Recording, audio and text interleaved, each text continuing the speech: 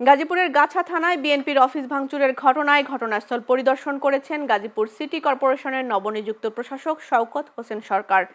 Fascist Awami লীগের দোসররা বিএনপির office ও BNP নেতা শাহিনের অফিস ভাঙচুর করায় তীব্র নিন্দা জানিয়ে প্রশাসনের কাছে অতি দ্রুত বিচারের দাবিও করেন তিনি।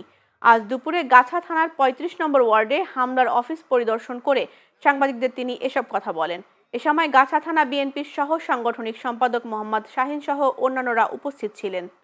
জানতে পারলাম যে শাহিন আমাদের বিএনপির নেতা, তার নিজস্ব পার্সোনাল যে ব্যবসায়ী অফিস এবং আমাদের দলীয় অফিস, এই দুটো অফিসকে ভাঙচুর করা হয়েছে। পাশাপাশি এখানে অনেক দোকান পাটের মধ্যে দেখলাম যে গায়ের কূপ আছে, বাচ্চাবাতির কূপ আছে। আমাদের মাদ্রাসার এখানে শিশু, আমাদের ছেলে মেয়েরা যারা লেখাপড়া করতেছে তারা এখানে আতঙ্কিত হয়ে গেছে।